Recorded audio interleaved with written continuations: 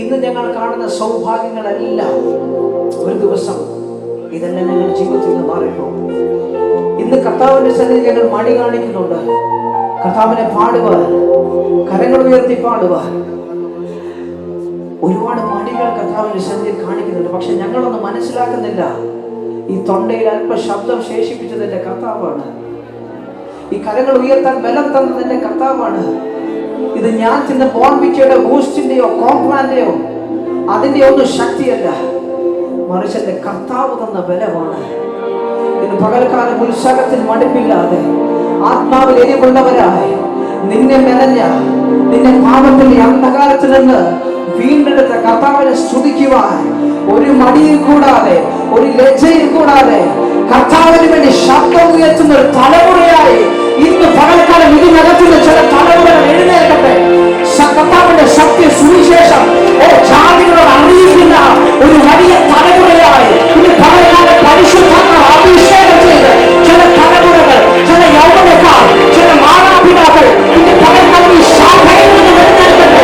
അവരുടെ സത്യ സുവിശേഷം ലജ്ജ കൂടാതെ, സുവിശേഷത്തിൽ എനിക്ക് ലജ്ജയുണ്ട്, അത് മറ്റുള്ളവർ എനിക്ക് പറയുവാൻ എനിക്കൊരു നാണവുമില്ലെന്ന് ഇന്ന് പകൽക്കാലം പറയുന്നത് കൂട്ടാണ്. ഇന്ന് പകൽക്കാലം ഈ നടത്തുന്നത് എഴുന്നേൽക്കട്ടെ. ഒരു വേർതിരിവ് പകൽക്കാലം ഇതിനകത്ത് വ്യാപരിക്കട്ടെ. ലോകത്തിലെ മാത്രം അതീതരായി പോകുവാനുള്ള ക്രിസ്തുവിന്റെ സ്നേഹത്തിലേക്ക്, ക്രിസ്തുവിന്റെ സ്നേഹത്തിലേക്ക്, ക്രിസ്തുവിന്റെ മാറ്റമില്ലാത്ത സ്നേഹം മറ്റുള്ളവരെ പറയുന്ന ഒരു തലമുറയായി ഇത് പകൽക്കാലം ഇതിനകത്ത് ചില കുഞ്ഞുങ്ങളുടെ ഹൃദയത്തിലേക്ക് പരിശുദ്ധാത്മാവ് ഇടപെടട്ടെ.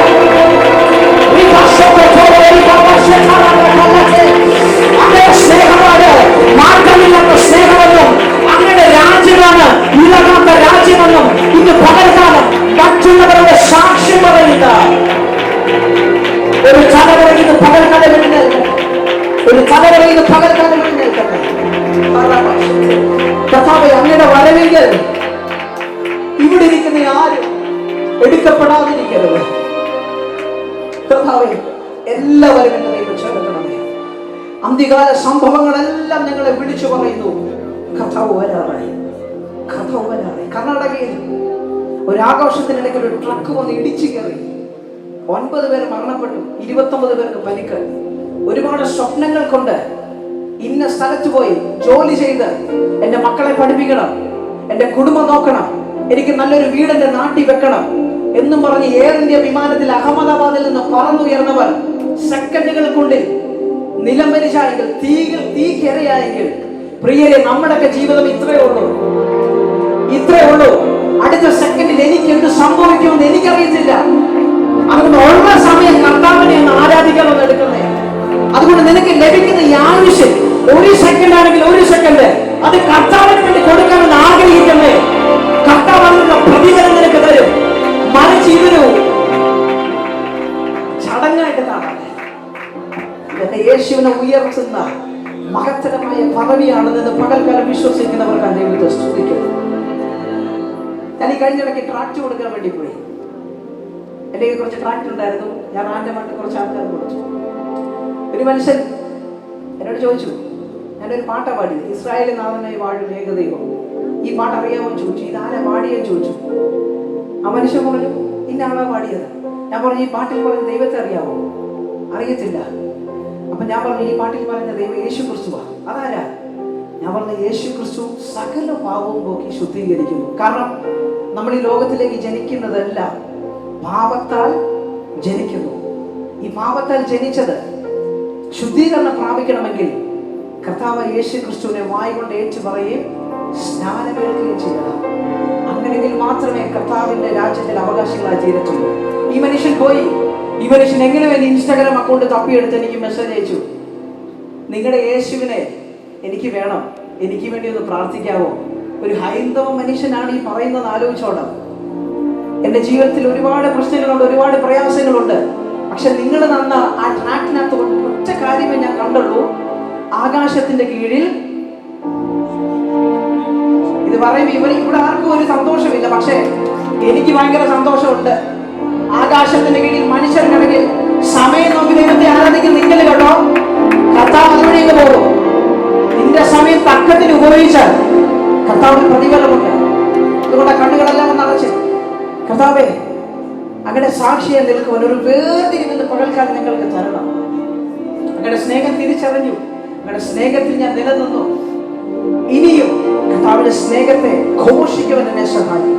ഈ കുഞ്ഞുങ്ങളെ ഓരോരുത്തരെയും കർത്താവ് അനുഗ്രഹിക്കണം. ദൈവനാമത്തിന് വേണ്ടി വിളങ്ങുവാൻ അവരെ സഹായിക്കണം.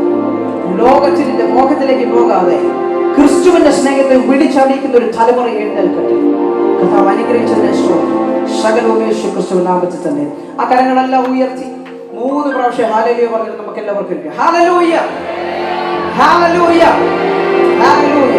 ദൈവം നമ്മെ സഹായിക്കും.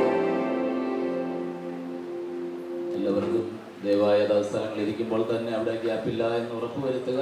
കഴിയുന്നതും മുൻപോട്ട് കയറിയിരിക്കുക. തുടർന്ന് ദൈവവചനം കേൾക്കാനായിട്ട് പോവുകയാണ്. യുവജനങ്ങളും വേർപാടും എന്നുള്ള വിഷയം വളരെ ആധികാരികമായ ഒരു വിഷയമാണ്. ഒരു മനുഷ്യ ജീവിതത്തിന്റെ ആരംഭം മുതൽ അതിന്റെ അവസാനം വരെ അനുഷ്ഠിക്കേണ്ട ദൈവവചനത്തിന്റെ വ്യവസ്ഥകൾ അടങ്ങിയ ഒരു വാക്യശകലമാണ്. ദയവായിട്ട് ഒരുപക്ഷെ ഇവിടെ ആയിരിക്കുന്ന യുവജനങ്ങൾ 2ാം തലമുറ 3ാം തലമുറ അങ്ങനെയുള്ള അനുഭവങ്ങളിലായിരിക്കാം. മറ്റു സമുദായങ്ങളിലുള്ളവരൊക്കെ അവരവരുടെ ചിട്ടകളിലും ആചാരങ്ങളിലും ഒക്കെ അതാത് സ്ഥലങ്ങളിൽ തന്നെ ആയിരിക്കും.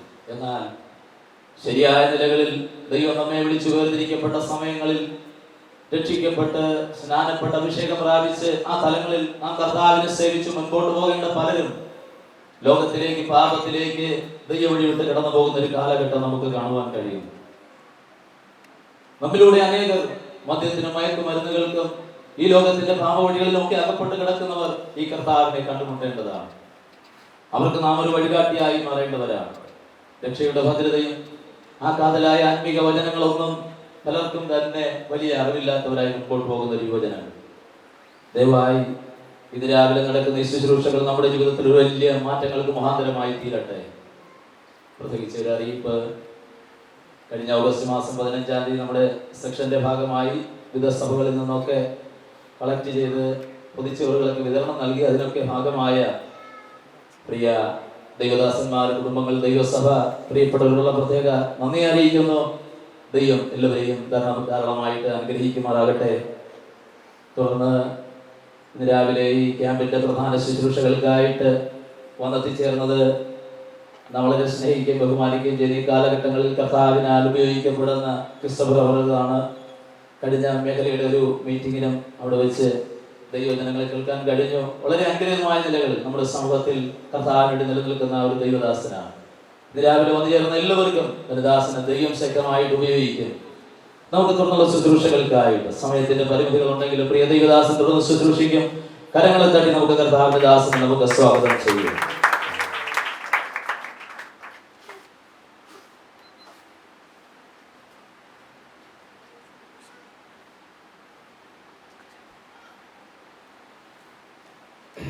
ഹല്ലേലൂയ.